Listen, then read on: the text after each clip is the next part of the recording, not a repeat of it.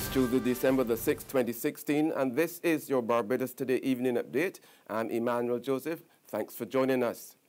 We begin with an assurance from Minister of Health John Boyce that government is given the highest priority to resolving the sewage crisis on the south coast.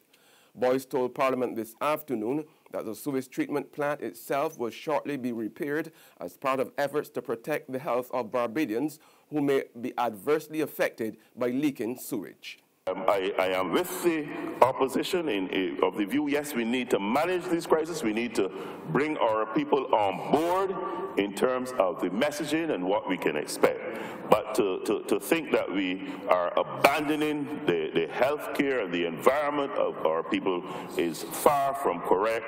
And if that is the message out there, I want to do my little bit in offering to the country the assurance that these matters are being handled. The Prime Minister is well on board. The Minister of Agriculture, who has responsibility for water, the Minister of Tourism, and I spent a lot of time on Saturday together on the beach at Worthy working with the technical people about where do we go, how do we best manage this situation. Government has announced plans for a major commercial development of the Needham Peninsula at Gravesend. Speaking just before the House of Assembly approved government's guarantee of a $12 million loan from First Citizens Bank on behalf of the company that operates the Hilton, Minister of Tourism Richard Seeley announced the proposed expansion of the hotel facilities. Seeley delivered the news while explaining that the $12 million will be added to another $10 million the hotel held in reserve to undertake a $22 million upgrade of the Hilton.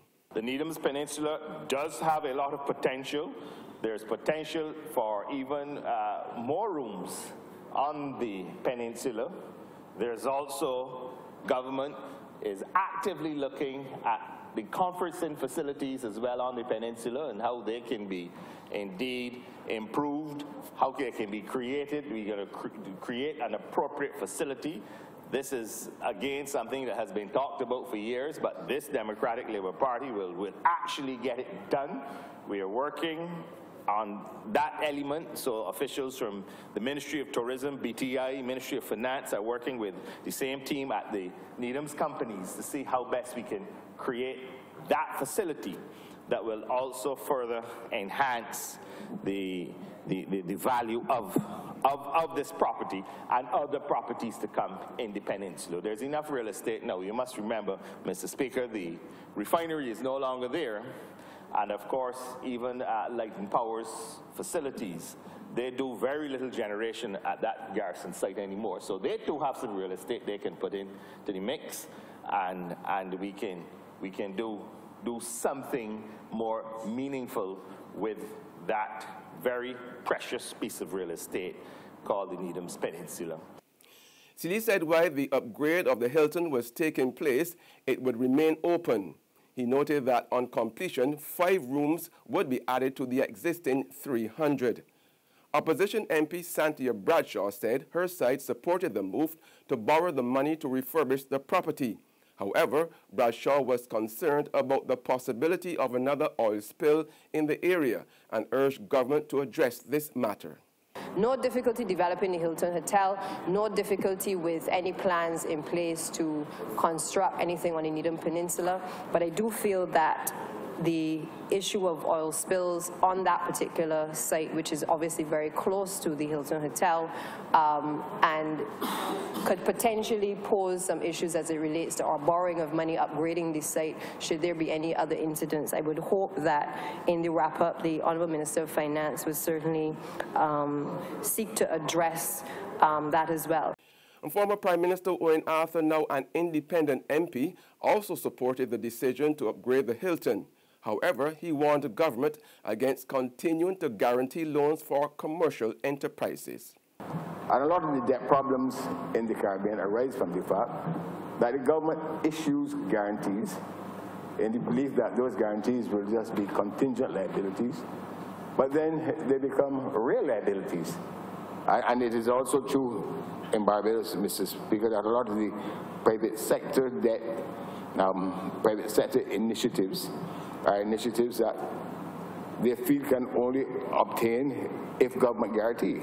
Now, the point I want to make in this debate is that Barbados has to come, if we're going to be serious about dealing with debt, we're going to have to come to a state where enterprises involved in commercial activity have to treat the commercial investments as commercial investments, and that they cannot believe that the government of Barbados must have to guarantee every commercial investment. The Barbados Secondary Teachers Union is not at all happy with the way in which government went about relocating the 5th and 6th form students of Combermere School, the Erdiston Teachers College, and the Samuel Jackman Prescott Polytechnic this week. On November 16th, the Ministry of Education closed the school until further notice to allow it to further investigate the environmental problems identified by staff and students. However, President of the BSTU, Mary Redmond, told Barbados Today this afternoon that the union is concerned at not being consulted beforehand on the relocation process.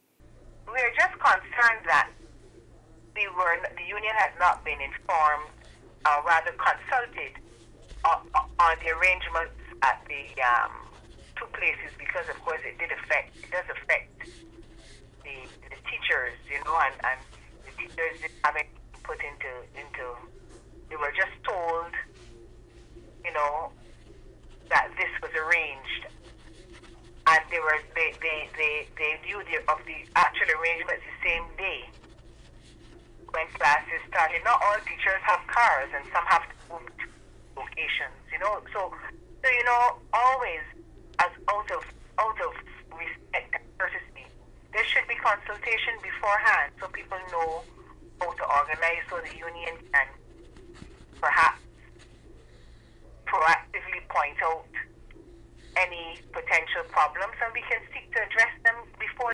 Minister of Culture Stephen Lashley today paid tribute to veteran Barbadian vocalist Clarence Thompson, who died over the weekend. Lashley said Thompson's passing would leave a void in the Barbados as it relates to those champions of local music.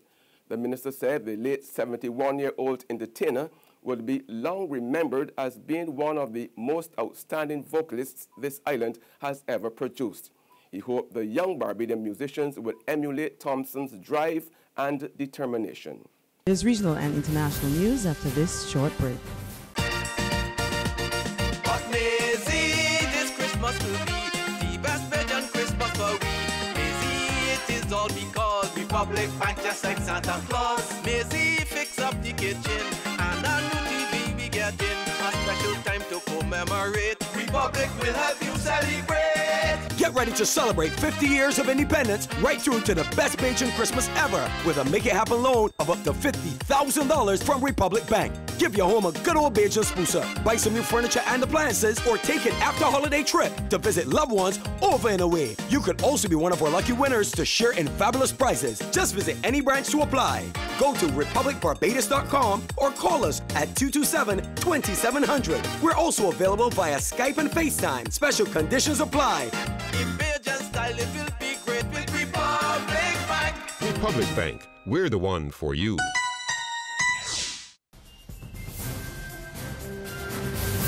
Welcome back with news from the region now. Minister of Justice Delroy Chuck says people doing prison time in Jamaica for lottery scamming could be extradited to the United States to face additional charges once their sentences are completed in Jamaica. Chuck said the American authorities would want to connect these lotto scammers with victims in the U.S. And on the international scene, a teen found chained to a porch of a house with a dead chicken around his neck is suing his former foster mother, as well as social services officials and Union County, North Carolina. The boy, now 13, claimed Wanda Sue Larson used connections with local officials to manipulate his custody and that Union County inadequately supervised her. The former Union County social worker and her living boyfriend pleaded guilty to multiple child abuse charges. She was sentenced to 17 months in jail, while her partner got at least 6 years. That's news, but for the very latest, visit our website at www.barbadostoday.bb. Also subscribe to our e-paper email updates and like us on Facebook.